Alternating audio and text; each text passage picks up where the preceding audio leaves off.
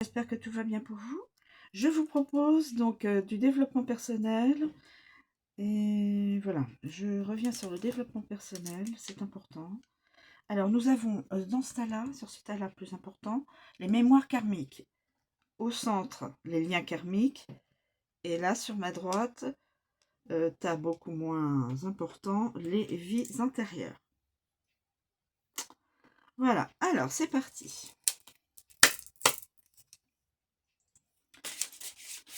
Quelle mémoire avant pouvez-vous nous communiquer? Mémoire karmique.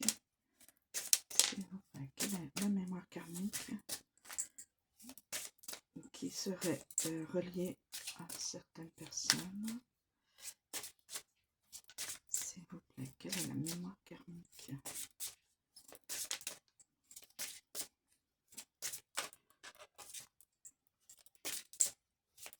Écoutez, je vais prendre celle en dessous. Les croyances anciennes. Les croyances limitantes, les croyances anciennes. Voilà. Ensuite, les liens karmiques.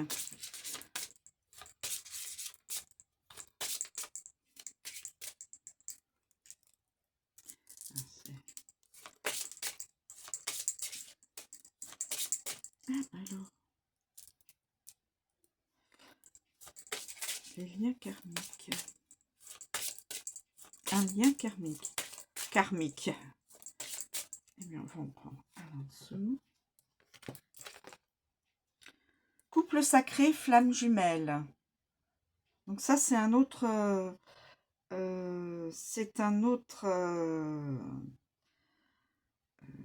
lien karmique. C'est un autre... comment on appelle ça? Une autre...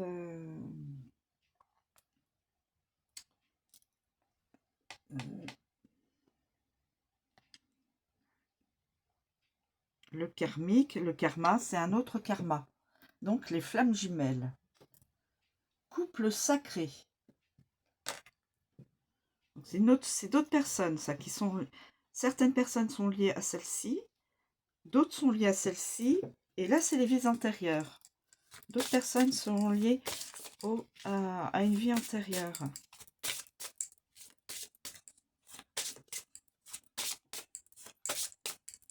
Alors, ne vous inquiétez pas, je vais vous donner le mouton noir. Donc, la personne qui n'est pas comme... voilà, qui n'est pas dans le moule. Alors, je vais vous donner les interprétations de ces trois cartes karmiques. On va commencer par les croyances anciennes. Croyances anciennes. Croyances anciennes.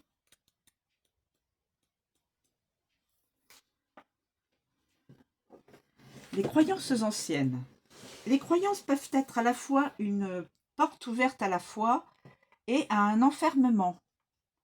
Les sociétés évoluent et les croyances suivent les mouvements du changement. En effet, nos consciences grandissent, s'ouvrent à des connaissances qui se révèlent au grand jour, mais aussi dans la matière à travers la santé, la technologie, etc. Ce qui était une vérité hier ne l'est plus aujourd'hui. Toutefois, certaines croyances familiales sont encore présentes dans notre inconscient. La croyance est une vérité intime pour celui qui la ressent. Empreinte de conviction, de dévotion et de foi, elle détient une grande puissance. Elle s'impose à celui qui croit et aussi à son entourage lorsqu'elle est transmise de génération en génération. Nos ancêtres avaient des croyances fortes qui se sont imposées et qui s'imposent encore à nous inconsciemment dans nos vies et créent des blocages.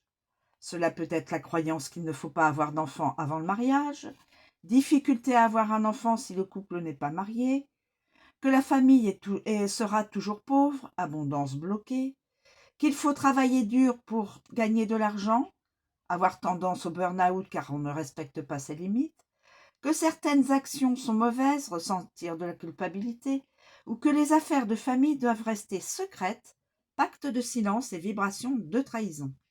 Dans notre incarnation, ces croyances sont psychologiques. Elles sont devenues des vérités et nous guident inconsciemment dans nos vies.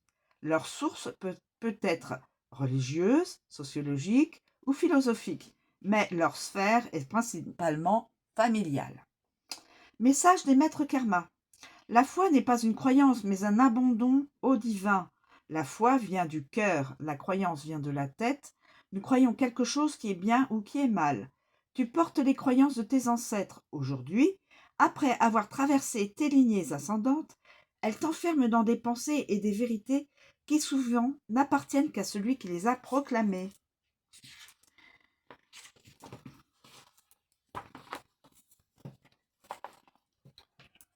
Or, comme tout enfermement, cela rassure et t'incite à suivre ces vérités intérieures, mais erronées de tes ancêtres. Les croyances anciennes te guident dans tes pensées et tes actions inconsciemment. Elles deviennent des mémoires car elles s'inscrivent dans nos corps par la répétition de leur application de génération en génération. Elles touchent généralement ton corps mental, ton inconscient, et ton corps supramental, ta conscience. La libération se fait par une déprogrammation de l'inconscient. Il est bon de te préciser que tu dois d'abord connaître quelle croyance ancienne de ta famille terrestre agit encore en toi aujourd'hui. L'information doit remonter de l'inconscient à la conscience pour un processus complet. Tu détiens ces informations, mais une lecture du livre de l'âme peut être d'une grande aide.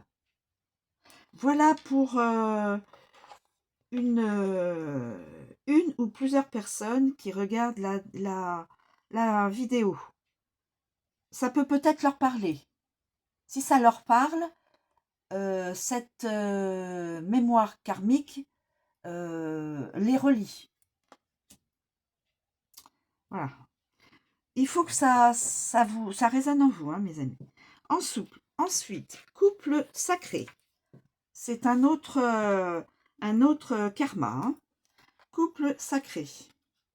Alors, couple sacré. Flamme jumelle.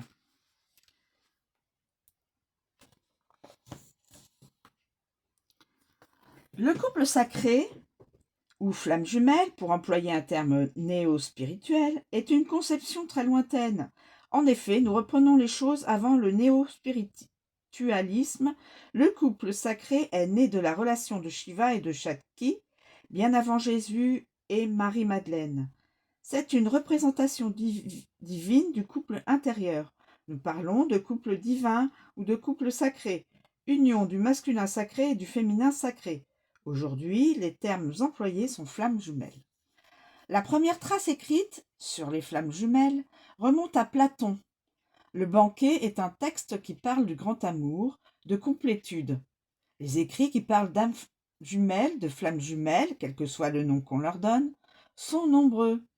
Ils parlent aussi de sources primordiales, séparées en deux principes, féminin et masculin, d'être complet et d'unification. Le couple sacré est une fusion et une complémentarité, une connexion entre deux êtres, mais surtout un chemin d'élévation de l'âme. Les flammes jumelles sont une âme scindée en deux, chacune portant en elle une énergie bien spécifique, l'énergie féminine et l'énergie masculine. Nous sommes très proches du symbole Tao du yin et du yang. Tout être a une flamme jumelle, car nous sommes tous masculins et féminins dans nos énergies. Mais toutes les polarités ne sont pas incarnées. La fusion doit alors se faire intérieurement. Message des maîtres karma. L'incarnation du couple sacré intérieur est un phénomène subtil rare. Depuis sa découverte, l'homme ne cesse d'être en quête de sa polarité incarnée. Son interprétation est fausse. Il n'est pas représentatif d'un amour parfait, car l'amour inconditionnel est l'essence de tout être. Quelle fausse vérité que de penser que les couples sacrés, incarnés, détiennent le monopole de la manifestation de l'amour inconditionnel. L'amour inconditionnel est la manifestation d'un amour entre l'humain et le divin. Nous pourrions dire, pour résumer de toi à moi, toutefois nous ne pouvons nier que ce couple doit s'unir au-delà du subtil dans la matière. La vérité est dite, tu es un couple sacré, incarné. Ton chemin n'est pas une harmonie ou une fidélité comme vous pouvez l'entendre en votre condition d'humain, mais un chemin d'élévation spirituelle de ton âme. Ton âme a besoin de ce fragment incarné dans un corps, dans un autre corps, pour unifier la conscience et s'éveiller au subtil. Mais avant cette unification, il est nécessaire de libérer tes blessures et tes mémoires afin de t'aligner avec cette autre partie divine de toi qui n'est que toi dans son entièreté. Si ce jour tu lis ce message, deux possibilités se présentent à toi. Soit tu as rencontré ta polarité incarnée, flamme jumelle, soit cela ne saurait tarder. Quand? Eh bien, tu le sauras bientôt. Et ensuite, un autre karma, le mouton noir.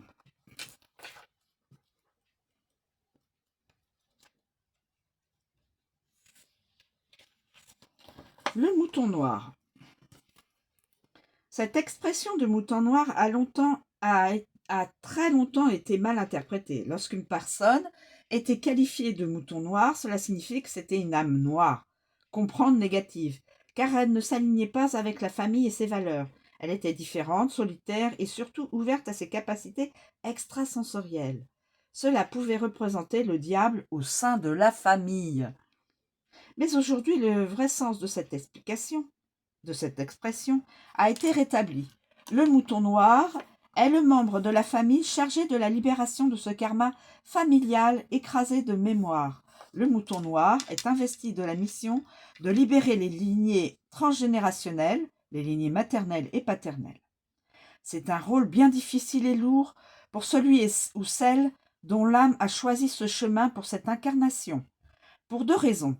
D'une part, le membre mouton noir de la famille expérimente toutes les mémoires dont l'inconscient collectif familial, le karma familial, est porteur, ce qui conduit à vivre une enfance très difficile et traumatique. D'autre part, cela peut conduire à l'éloignement de la famille, car la première manifestation de ce rôle de mouton noir est le rejet des autres membres de la famille. L'exclusion et le conflit relationnel sont le lourd bagage à porter pour le mouton noir vis-à-vis des membres de sa famille. Le mouton noir est un être hypersensible et doté de capacités extrasensorielles très développées depuis son plus jeune âge. Deux options s'offrent à lui: accepter sa mission et faire de ce rôle une force, ou la rejeter et risquer de continuer à vivre ce rejet. Message des maîtres karma. Mouton noir. Nous posons les mots justes sur tes ressentis. Devons-nous préciser que ce terme a été inventé par les humains?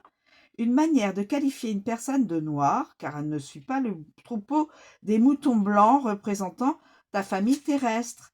Nous souhaitons te rassurer, avoir ce rôle de libérateur fait de toi un être important et essentiel dans l'évolution de ton chemin et celui de l'humanité.